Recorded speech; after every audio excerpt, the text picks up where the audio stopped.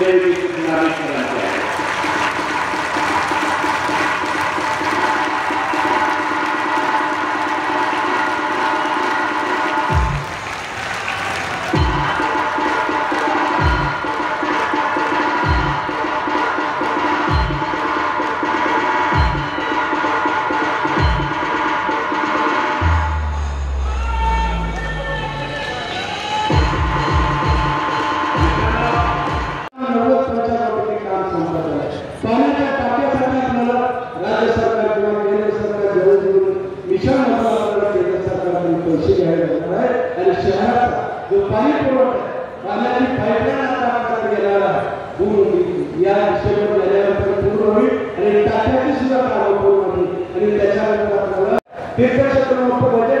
राज्य सरकारकडे नसतं पण मला खात्री आहे केंद्राकडून गडकरी साहेब त्यासाठी सुद्धा मदत करते। आज ते घोषणा नाही करणार, आज निवडणुकीचा कार्यक्रम आहे, पण मी नक्की सांगतो या मतदारसंघाची विशेष गडकरी साहेबांचं लक्ष आहे आणि म्हणून मला खात्री आहे पुढच्या काळात केंद्र सरकारकडे अनेक राज्यामध्ये सुद्धा देवेंद्र सरकार आलं।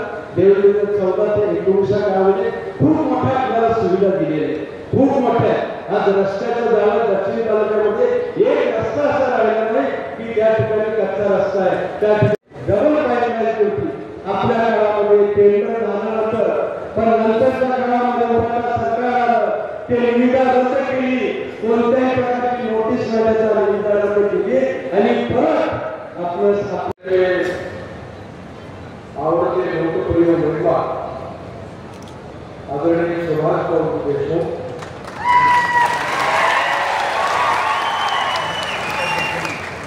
माझे आपल्या पक्षाकरता अनेक वर्ष संघटनेकरता त्यांनी दिले आणि सोलापूरचे मूळ निवासी असलेले माझे सहकारी श्री रघुनाथ कुलकर्णी त्यापुढे जुन्या काळामध्ये माझ्याजवळ काम करणारे किशोर देशपांडे, शहराचे अध्यक्ष नरेंद्र काळे, शिवसेनेचे जिल्हा प्रमुख अमोल बापू शिंदे, राष्ट्रवादी काँग्रेसचे अध्यक्ष संतोष पवार, या ठिकाणी उपस्थित नामदेव पवारजी, श्री रामप्पा शिवशेट्टीजी, आपल्या महिला आघाडीच्या नेत्या आणि सरचिटणीस रोहिणी करवळकर, श्री अण्णाराव बालाचारी, जितेंद्र पवार, विनीत कोल्हे, संगीता जाधव, महादेव कमरेजी, गुरुनाथ तेलीजी, संतोष भोसलेजी, उपस्थित सर्व मान्यवर आणि माझ्या बांधवांना आणि झाली साधारणतः आजपासून 7 ते 8 वर्षापूर्वी सोलापूरला आलो आणि त्यावेळी जवळपास 16,000 कोटी रुपयाच्या कामाची घोषणा केली होती आणि काही कार्यक्रमाचं भूमिपूजन केलं होतं। मला अतिशय आनंद आहे की ज्यावेळी मी एवढी घोषणा केली होती त्यावेळी स्वाभाविकपणे मंचावर बसलेल्यांना आणि खाली बसलेल्यांना विशेष विश्वास एवढे पैसे येणार त्याच्यामुळे काम होणार होते। ज्यावेळी सोलापूर जिल्ह्यामध्ये आपण मंत्री होण्याच्या आधी या जिल्ह्यामध्ये 361 किलोमीटर राष्ट्रीय महामार्ग होता आणि 10 वर्षांमध्ये साधारणतः याच्या 3 पट म्हणजे 937 किलोमीटर नव्याने झाला। मला वाटतं महाराष्ट्रात सगळ्यात जास्त राष्ट्रीय महामार्ग कोणत्या जिल्ह्यात जोडीत झाला तर त्या जिल्ह्याचं नाव सोलापूर। सोलापूर जिल्ह्यामध्ये जवळपास 35 कामं होती आणि त्याची किंमत 18,000 कोटी रुपये आहे। या 35 कामापैकी 19 कामं पूर्ण झाली असून 16 कामं प्रगतीची म्हणजे जवळपास 18,000 कोटी रुपयाची कामं पूर्ण झाली। पण अजून पुढल्या काळामध्ये या जिल्ह्यामध्ये 5,000 कोटी रुपयाची कामं अजून होती असा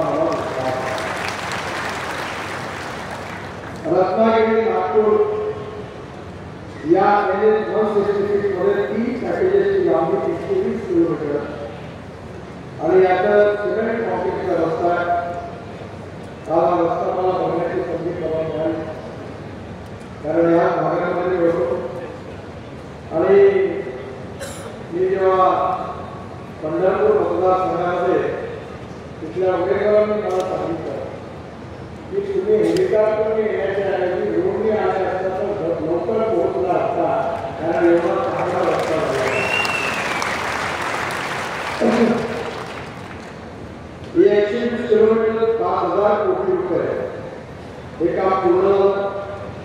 आणि सगळ्यात महत्त्वाचं म्हणजे महाराष्ट्र ही सरकारची भूमी आहे. महाराष्ट्राचा इतिहास, संस्कृती आणि विरासत, आपली मराठी भाषा आणि लोकप्रबोधन आणि लोकसंस्कार यामध्ये महाराष्ट्राचं साहित्य असेल, संत साहित्य असेल, यामध्ये महाराष्ट्राच्या संतांचं खूप मोठं योगदान. आणि मला अतिशय आनंद आहे की माझी आई ज्यावेळी तिच्या मृत्यूपूर्वी 6 महिन्यापूर्वी इथे आली होती, ती या ठिकाणी तुळजापूरला गेली होती, पंढरपूरला गेली होती, अक्कलकोटला गेली होती आणि अक्कलकोटवरून गाणगापूरला गेली होती. आणि वापस आल्यावर तिने मला सांगितलं की तिथे आपल्या सगळ्या धर्माचे एवढे लोक तिथे गर्दीने येतात, पण हे रस्ते एवढे चांगले काही कोणी नाही. तुला कधी संधी मिळाली तर अक्कलकोट ते गाणगापूर हा रस्ता त्यावेळी तो खूपच खराब होता. काही झालं तरी माझी पूर्ण नंबर पूर्ण याच्यामध्ये रस्ते गेली एवढा खराब होता. तुला कधी परमेश्वराने संधी दिली तर या सगळ्या ठिकाणी जाणारे हे जे रस्ते आहेत, गाणगापूर, अक्कलकोट, पंढरपूर, तुळजापूर, देव, आळंदी, या सगळे पंढरपूरपर्यंतचे हे सगळे रस्ते जरूर चांगले कर असं मला तिथे मुक्तीपूर्वी 6 महिन्यापूर्वी सांगितलं. आणि ज्यावेळी मंत्री झालो त्यावेळी माझी एक गोष्ट लक्षात आली की आपल्या देशाची इतिहास, संस्कृती आणि विरासत ही आपल्या तीर्थक्षेत्राशी संबंधित. आपल्या समाजाला दिशा देणारे, प्रबोधन करणारे अनेक संतांचं ज्ञानपीठ आहे. आणि म्हणूनच या काळामध्ये जेव्हा ज्ञानेश्वर महाराजांची, तुकाराम महाराजांची पालखी निघते, आता लाखो लोक काया चपलांना घालतात, श्रद्धेने सर्वांनी विठ्ठलाच्या नावाचा गजर करत करत पंढरपूरला जातात. हे सगळं मला मनावर येतं.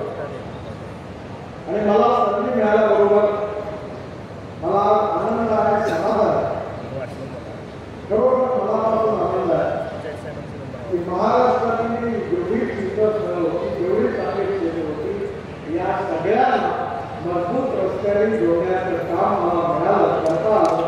माझ्या आयुष्यात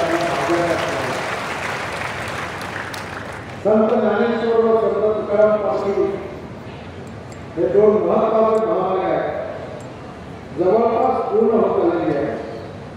सोलापूर जिल्ह्याची लांबी या दोन्ही पालखी मार्गाची 162 किलोमीटर आहे. हा पालखी मार्ग 12,000 कोटी रुपये खर्च करून आपण मागतोय आणि त्यापैकी 4,500 कोटीची लांबी ही सोलापूर जिल्ह्यामध्ये येते. आज आपल्या सगळ्यांना माहिती आहे की आम्ही आमच्या भाषणामध्ये लहानपणी सगळ्यात काश्मीर ते कन्याकुमारी भाषणामध्ये लक्षात होतं. पण मला अतिशय आनंद आहे की आपण हिमाचल प्रदेशामध्ये मनालीला गेल्यानंतर मनालीला आपण रोहतांग पासला जातो. तर मनाली ते रोहतांग पास जायला 3.5 तास लागत होते. पण आता जे अटल टनेल झालेली आहे त्यामुळे 8 मिनिटात केले जातात. 3.5 तासामध्ये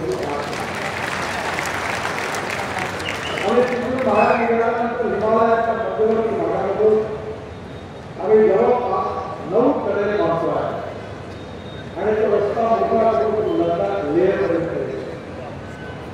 आणि लडाखकडे पाकिस्तानची सीमा, हिमालय अतिशय सुंदर सुंदर सौंदर्य आहे. आणि लडाख लेहवरून निघाल्यानंतर श्रीनगरमध्ये येत असताना कारगिलच्या खाली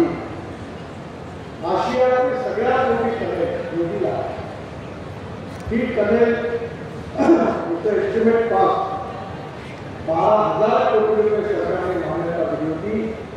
ते काम आम्ही केवळ 5,000 कोटी रुपयांमध्ये पूर्ण केलं आणि 6,000 कोटी रुपये वाचवले. 75% या टनेलचं काम पूर्ण झालं. समोर कारगिल आहे आणि तिथून जवळच आपल्याला भगवान शंकराचं विशेषतः अमरनाथची जी यात्रा आहे बाबा अमरनाथचं दर्शन किती होतं. या टनेलमधून महाराजांना जन्म झालेला आहे. जिथे आता आतंकवाद्यांनी हल्ला केला ती पण सुरुवात झाली आहे. या लगेच येत्या 15 दिवसात महिन्याभरात प्रधानमंत्र्यांची भेट घेऊन प्रधान होते. ही टनेल पूर्ण झाल्यानंतर आपण श्रीनगरला जातो आणि श्रीनगर ते काश्मीर पर्यंत 19 टनेल जवळपास बांधकाम पूर्ण झाले. पण त्याआधी कटरा येतात आणि कटरापासून आपण एक नवीन हायवे बांधला. कटरा ते दिल्ली करता पायाभूत आणि या हायवे दिल्लीला आल्यावर दिल्ली मुंबई हायवे आहे. हे सगळे ऍक्सिस कंट्रोल एक्सप्रेस हायवे आहे आणि दिल्ली मुंबईला आल्यानंतर दिल्ली मुंबई हायवे आल्यानंतर सुरतपर्यंत आपण मग रस्ता बदलवला.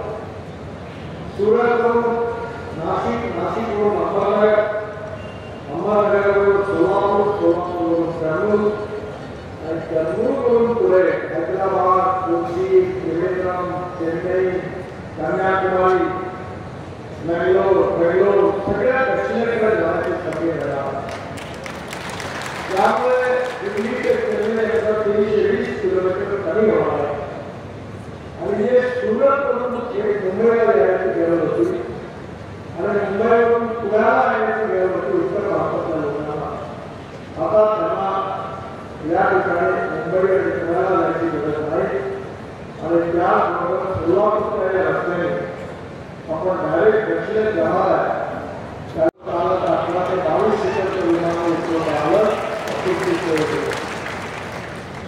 मी आता हवेत उड्डाण करत असतो.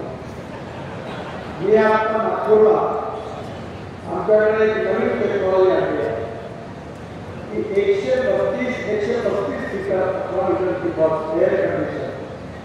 मी लेकोस्लामध्ये गेलो होतो, थोडा कंपनीमध्ये गेलो होतो. तिथे मी ती बस पाहिली तिथून टाटाच्या इंजिनला फोन केला. टाटाचं थोडासा जॉईंट पेन करून दिलं आणि ती बस जी आहे एअर कंडिशन बस आहे. एक्झिक्युटिव्ह चेअर आहे. प्रत्येक चेअरवर टीव्ही आहे आणि विमानात जशी एअर होस्टेस असते तशी बसमध्ये बस असते आणि चहा पाणी आणि ही बस जी बसस्टॉपवर उभी राहिली की वरतून फ्लॅश चार्जर खाली येईल. अर्धा घंटा बस चार्ज होईल आणि पुन्हा काही किलोमीटर नाही. आता पहिला प्रोजेक्ट पायलट प्रोजेक्ट नागपुरात मंजूर केलेला आहे आणि त्याचा काम सुरू होणार. मी तुम्हाला विश्वास नागपूरचा पायलट प्रोजेक्ट यशस्वी झाल्यानंतर सोलापूरकरता मी ही योजना नक्की घेऊन आणि या बसचं तिकीट डिझेलच्या बसपेक्षा 30% कमी होतं. मी 360 रुपये केबल कार घरातून रेल्वे याचे प्रपोजल माझ्याकडे काही कामाला सुरुवात केली आणि अनेक ठिकाणी आपल्याला पहाडावर वरती जायचं असेल किंवा शहरामध्ये देखील डोला किंवा मानेसर किती आणि अशा प्रकारे आकाशात जाणारी बस पण सुरू करा. हा देश बदलला. या देशामध्ये उत्तम इन्फ्रास्ट्रक्चर निर्माण झालं. वॉटर, पॉवर, ट्रान्सपोर्टेशन, कम्युनिकेशन या देशामध्ये अनेक भागात उद्योग व्यवसाय वाढले. उद्योग व्यापार वाढला, शेतीची प्रगती झाली, तर रोजगाराची निर्मिती होईल आणि रोजगाराची निर्मिती झाली तर गरिबी, भूकमारी आणि बेरोजगारी दूर झाल्याशिवाय राहणार नाही. आणि मग या देशामध्ये अशी अर्थव्यवस्था निर्माण करण्याची आवश्यकता आहे की ज्यातून आपण ग्रामीण भागामध्ये शहरी भागामध्ये रोजगार निर्माण. एक काळ असा की आपलं सोलापूर विशेषतः पावले करता साजरी करतात तसेच हे परवा इचलकरंजीला आपण भारताचं मॅचेस्टर आणि आज एका ठिकाणी अनेक ठिकाणी लोकांवर आणि येणाऱ्या काळामध्ये सोलापूर जिल्हा एके वेळी दुष्काळी जिल्हा म्हणून आता जिल्ह्याला 11 साखर कारण पाण्याची सोय मला आठवतं आपल्याकडे पाण्याची कमी आज आपल्या देशामध्ये पाण्याच्या नियोजनाची मी ज्यावेळी वॉटर मंत्री होतो तेव्हा आपल्या जवळ आंध्र प्रदेशामध्ये 7,000 कोटी रुपयाचा पुलावर नावाचं घर बांधण्याची संधी मिळाली. मला असं लक्षात आलं की 1300 टीएमसी पाणी हे समुद्रामध्ये वाहून जातं. हे धरण बांधल्यानंतर तेव्हा मी 49 नदी जोड प्रकल्पाचे डिटेल रिपोर्ट काढले आणि हे जे पाणी आहे ते पाणी विशेषतः गोदावरीचं पाणी कृष्णेमध्ये कृष्णेचं पाणी पेनारमध्ये आणि पेनारचं पाणी कावेरीमध्ये घेऊन पूर्ण कर्नाटक करून ते तामिळनाडू घेण्याची योजना तयार करण्याची मला आठवलं की मी तामिळनाडूच्या आणि कर्नाटकच्या त्यावेळेच्या दोन्ही मुख्यमंत्र्यांना बोलावलं आणि मी त्याला सांगितलं कशाकडचं पाणी भरपूर आहे आणि म्हणून या देशामध्ये पाण्याची नवीन येण्याच्या पाण्याच्या नियोजनाची गरज आहे आणि म्हणून मला आनंद आहे की या जिल्ह्यामध्ये भरपूर पाणी परवा मी धाराशिव जिल्ह्यात मला विशेष रूपाने आपण अभिनंदन करायचं की मी जलसंवर्धनामध्ये गेल्या 20 वर्षापासून काम मी जवळपास राष्ट्रपती मी सामाजिक काम करतो आणि म्हणून धावणाऱ्या पाण्याला चालायला लावा चालणाऱ्या पाण्याला थांबायला लावा आणि थांबलेल्या पाण्याला जमिनीला तळायला लावा. गावाचं पाणी गावात घराचं पाणी घरात आणि शेताचं पाणी शेतात. मला 9 डॉक्टरेट दिले त्या आपल्या कृषी विद्यापीठाचे 5 महात्मा ज्योतिबा कृषी विद्यापीठ बाबासाहेब आंबेडकर विद्यापीठ संभाजी नंतर पंजाब कृषी विद्यापीठ अथवा परभणी कृषी विद्यापीठ आणि यामध्ये विशेष रूपाने मी 4 साखर कारखाने विदर्भामध्ये 10,000 पेक्षा जास्त शेतकऱ्यांनी आत्महत्या केल्या आणि मी ठरवून टाकले की आता माझ्या आयुष्यामध्ये हे काम आपल्याला करायचं आहे की एकही शेतकऱ्यांनी आत्महत्या केली आणि आत्महत्येचं खरं कारण पाणी आणि मला अतिशय आनंद आहे की बापूंना जेव्हा मी सुचवलं की त्या बापूंनी या भागामध्ये मोठं जलसंवर्धनाचं काम केलं ते पाहायला मिळालं आणि त्यानंतर एलिएटाच्या मार्फतपैकी नदी नाल्यांचं खोलीकरण तलावाची शेतकऱ्यांना अमृत सरोवर अनेक कार्यक्रम या सगळ्या रस्त्याचे कामं सुरू असताना 1 रुपया खर्च न करता बापूंनी त्यावेळेस आणि जवळपास 8 तास खर्च झाला आता 100% सिंचन त्या ठिकाणी होतं आणि अतिशय चांगलं उत्पन्न केलं. एका एकरामध्ये 88 टन होता 11 क्विंटल सोयाबीन होता आणि आपण माझ्याकडे जी तुम्ही सुरू होते ती आहे 6. मी 1 लाख टन बाहेर पटल्याला तयार आणि शेतीमध्ये अनेक प्रयत्न घेतात. तिरुपतीमध्ये लोक सांगतात 4 आता आम्ही रशियामधून ऑर्गॅनिक कार्बन वाढवणारा लिक्विड आणलेला आहे त्याची आता परिणाम शेतीमध्ये एक्सपेंडिचर कॉस्ट कमी झाली पाहिजे आणि क्रॉप पॅटर्न बदलवलं आणि म्हणून मी ठरवलं की या देशामध्ये शेतकरी केवळ अन्नदाता राहणार आहे तो ऊर्जादाता केवळ ऊर्जादाता नाही तो इंधनदाता झाला पाहिजे आणि केवळ इंधनदाता नाही तर तो बिटुमिन दाता झाला पाहिजे. आज भारतामध्ये त्याच्या परिणामात व्हाईस कलरी याच्यापासून आता बिटुमिन पण तयार झाला एवढंच नाही तर शेतकरी आता हवाई इंधन चालले आपल्या इथे पाणीपतमध्ये इंडियन ऑइलला मी एक उपक्रम सुरू करायला सांगितलेला तो सुरू झालेला आहे। या 22 फरवरी जाळल्यामुळे function होतं, त्यामुळे वेस्ट टू वेस्ट कहाणी सुरू झाली आणि त्या ठिकाणी आता 1 लाख क्विंटल जगाव पडले आणि जवळपास 88,000 ton per year bio aviation fuel हवाई इंधन तयार व्हावं आणि 150 टन बिजली तयार व्हावी। मी बाबा नागपूरच्या इंटरनॅशनल एअरपोर्ट म्हणून झालं त्यावेळी नाही की 2 वर्षानंतर हे विमानतळ जेव्हा पूर्ण होईल त्यावेळी पहिलं विमान आपल्या शेतकऱ्यांनी तयार केलेल्या हवाई इंधनावर इंधन नाही कारण येणारी टेक्नॉलॉजी खूप नॉलेज टू वेल्थ आणि वेस्ट टू वेल्थ या 2 गोष्टींकडे सातत्य दिले आणि म्हणून आपल्या जिल्ह्याचा विकास होत असताना इथल्या गावामध्ये संपूर्ण शेतकरी गरिबी कशी दूर होईल, स्मार्ट शहर आणि स्मार्ट विलेज कसं तयार होईल, आपल्या या जिल्ह्यातल्या तरुण मुलांना उत्तम शिक्षण कसं मिळेल, या ठिकाणी उत्तम शाळा कशा होतील, चांगले हॉस्पिटल कसे निर्माण होतील यावर काम करण्याची गरज आहे। काँग्रेसच्या काळामध्ये 1947 साली आपल्याला स्वातंत्र्य मिळालं, पण स्वातंत्र्य मिळून आज 75 वर्ष झाली। आज स्थिती अशी आहे की जरा तुम्ही आजची स्थिती बघता तर काँग्रेसच्या स्थितीची आठवण गावामध्ये शाळेत बिल्डिंग होती तर शिक्षक होते, बिल्डिंग होती, दोन्ही होते तर शिक्षण नव्हतं आणि तिन्ही होते तर विद्यार्थी। गावामध्ये स्थिती अशी होती की जवान डॉक्टर बने, डॉक्टर असले तर नर्स पाहिजे, नर्स आणि डॉक्टर असले तर दवाई नाही आणि तिन्ही असेल तर कोण मारायला जाईल असे जबाबदारी। मी विद्यार्थी असताना मला सुचवलं मला ट्रेनिंग केली, 6 गाड्या 2 मशीन तर गावाला डॉक्टर गावात राहतात, जेव्हा गाय घेऊन पाहिजे तेव्हा डॉक्टर गायला पाहिजे, जेव्हा डॉक्टर गावात गाय घ्यायला आणि दोघंही नसताना 6 आणायला कोणी पण अंदाज पडला म्हणजे शेवटी डेअरीचा मॅन मला लावला आणि मी काय कशी घेतली।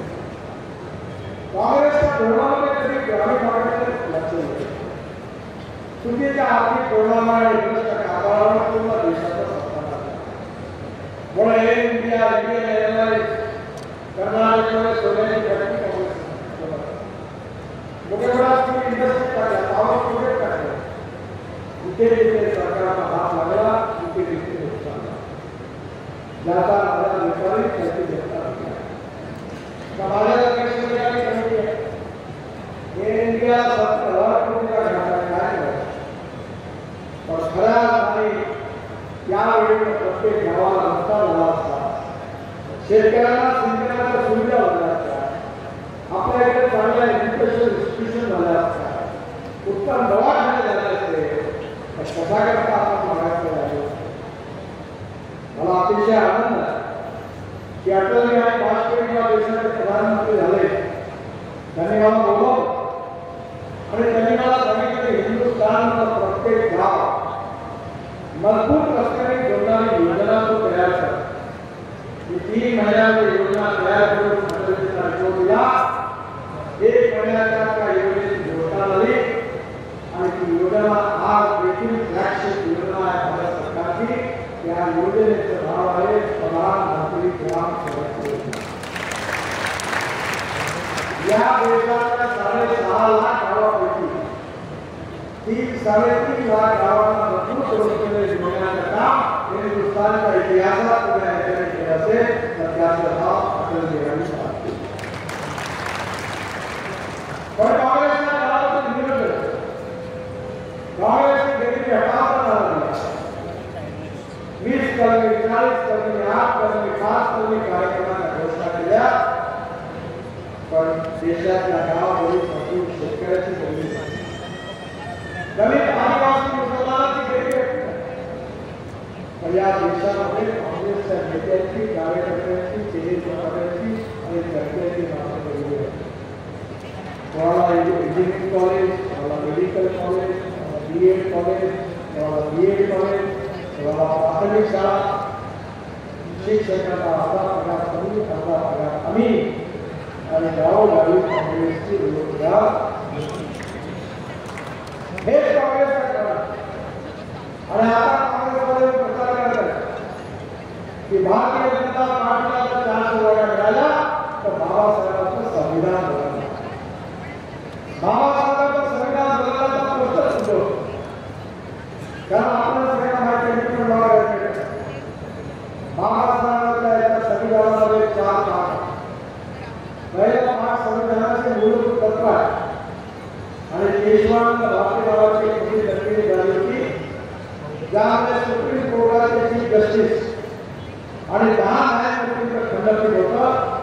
त्यांनी निर्णय दिला होता आगे रेकॉर्ड आहे की silent features of the constitution आपल्या घटनेचे मूलभूत तत्व ही मूलभूत तत्व कोणती होती? लोकतंत्र, समाजवाद, धर्मनिरपेक्षता, fundamental right, freedom of speech. हे कोणीही सरकारला कोणी प्रधानमंत्री झाला तरी बदलावचा त्याला अधिकार नाही. हा निर्णय सुप्रीम कोर्टाचा. आपले बापूचे 3 पार्ट टाकले. त्यामध्ये ज्यावेळी अलाहाबाद हायकोर्टाने इंदिरा गांधीच्या विरोधात निर्णय दिला त्यामुळे 75 साली इमर्जन्सी आली. त्या काळामध्ये काँग्रेस पक्षाने बाबासाहेबांच्या संविधानाचा धज्जिया उडवल्या. स्वतःच्या स्वार्थाकरता संविधानाला तोडून टाकलं आणि 77 साली यावेळी पुन्हा एकदा जनता पार्टीचं आलं. पूर्ण संविधान त्याला सुधारण्याचं काम पार्लमेंटमध्ये त्या सगळ्या सुधारणा करण्याचं काम जनता पार्टीचं काम. पण आता हे सांगतात की बाबासाहेबांचं संविधान मला सांगा खरं म्हणजे या थोड्याचा उलटा चोर गोपाल को टाकते की ज्यांनी संविधानाचा दर्जा उडला ते आता इकडे आपल्याकडे येऊन आपला खोटा प्रचार करतात.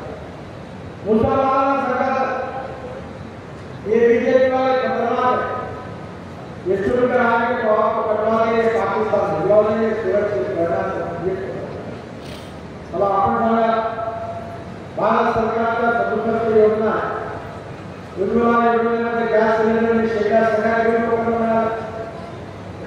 आयुष्य योजनेचा फायदा सगळ्यांना मिळाला.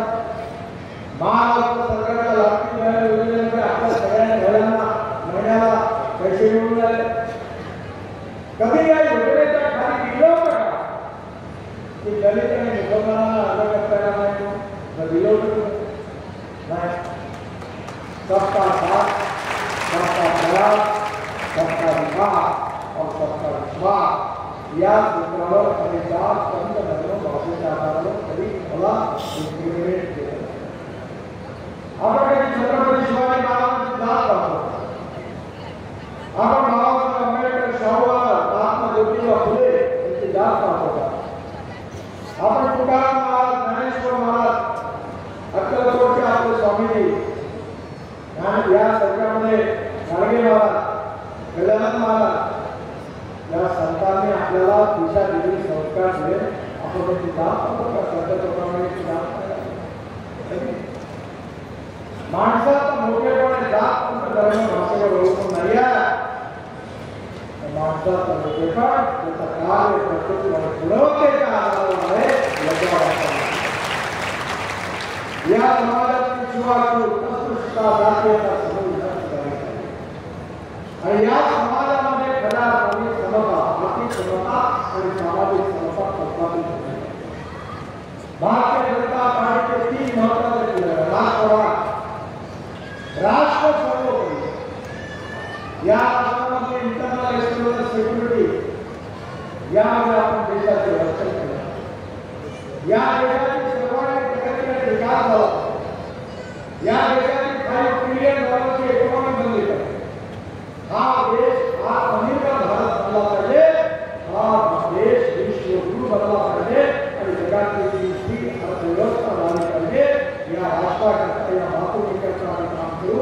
ही भारतीय जनता पार्टीच्या विचारांचा पहिला दुसरा हे करायचं असेल जोपर्यंत सुशासन आणि विकास, गुड गव्हर्नन्स आणि डेव्हलपमेंट होत नाही तोपर्यंत राष्ट्राचा सुधारणा आणि म्हणून सुशासन विकास आणि दुसरी महत्वाची गोष्ट होती असेल तर ती म्हणजे कमी दीनदयाल उपाध्यायचं आर्थिक विस्तार संस्कृत आहे. या समाजाचा तळागाळातला जो शेवटचा पायदान उभा आहे, ज्याला राहायला घर नाही आहे, खायला अन्न नाही आहे, शरीरावर कपडा नाही आहे, त्या दरिद्र मानवाला परमेश्वर मानून त्याची निरंतर सेवा करत राहावं आणि त्याला ज्या दिवशी रोटी कपडा प्रकार मिळेल त्या दिवशी आपलं कार्य पूर्ण झालं असं समजून हा पंडित दीनदयाल उपाध्यायचं सामाजिक आर्थिक चिंतन अंत्योदयाचा आम्ही एक 15 दिवसापूर्वी दिल्लीमध्ये DBCच्या ऑफिसमध्ये बोलवलं. जगातले पण पत्रकार आणि त्यांनी मला विचारलं की तुम्ही खूप रस्ते बांधले, तुम्ही बांधले, घरे बांधल्या, सगळ्या सगळं काम पोहोचलं. मी त्यावेळी 2014 साली जेव्हा मंत्री झालो तेव्हा माझ्या मनात एक ठरलं की माणूस माणसाला शिकण्याचं काम करावं, सायकल रिक्षा सगळे सोडलं. काही राज्यामध्ये आपल्या खांद्यावर खूप घेतल्यासारखं तो रिक्षा घेऊन तो माणसाला शिकण्याचं काम करत होता अशी कथा होती. आणि याचे बहुसंख्य लोक कधी समाजाचे अभिवादन करतात. मी IITचे इंजिनियर, ऑटोमोबाईल इंजिनिअरिंगचे एक्सपर्ट सगळ्यांना बोलावलं. मेकॅनिक किंवा ई रिक्षा या देशात तयार केला आणि मला आनंद आहे की या देशातले 1.5 कोटी लोक आता माणूस माणसाला शिकण्याचं काम करत नाही, माणूस आपल्या पाठीवर करत नाही आणि इलेक्ट्रिक दिवा, मेकॅनिक रिक्षा, इलेक्ट्रिक रिक्षा आता आपल्या सगळीकडे आला. हे माझ्या आयुष्याचं सगळ्यात मोठं आहे. या 1.5 कोटी लोकांना मानवतेच्या आधारावर मुक्ती मिळाली हे याचं सगळ्यात मोठं समाधान आहे. आणि म्हणून केवळ राज्य बदलायचं नाही आहे, समाज बदलायचा. आणि म्हणून आज महाराष्ट्राचं सरकार असो, दिल्लीचं सरकार, आम्ही सातत्याने हे चित्र बदलण्याचा प्रयत्न करतो. बापूंच्या रूपाने एक कर्तव्य विमानात जनतेकरता प्रामाणिकपणे काम करायला, शेतकरी शेतमजूर गरीब माणसाचं हित जोपासायला एक प्रामाणिक नेता या मतदारसंघात होता. मी बापूंना जवळपास 40 वर्षापासून आजच्या राजकारणामध्ये बरंच काही घडवलं, खूप मोठं डिटोरेशन झालं. पण त्या सगळ्यात आज बापू वेगळे दिसणार आहे कारण त्यांनी आपले तत्व, आपले सिद्धांत, आपलं आचरण, आपला व्यवहार आपल्या 40 त्यामुळे वादळामध्ये एका दीपस्तंभासारखी उभं त्यांनी आपल्या तत्वाप्रमाणे लोकांची सेवा केली. असा प्रामाणिकपणे लोकांची सेवा करणारा बापूंच्या रूपाने अतिशय उत्तम नेता या मतदारसंघात उभा आहे. तुम्ही काळजी करू नका, बापूंच्या बरोबर त्यांच्या मागे मी उभा आहे.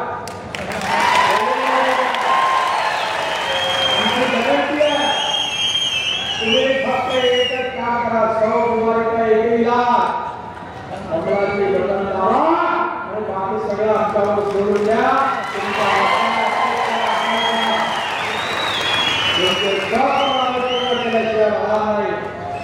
आणि बापूंना प्रचंड मताने विजय करून आपण सेवा करण्याची संधी द्या अशी विनंती करतो आणि माझा संपवतो. धन्यवाद. माझ्याकडे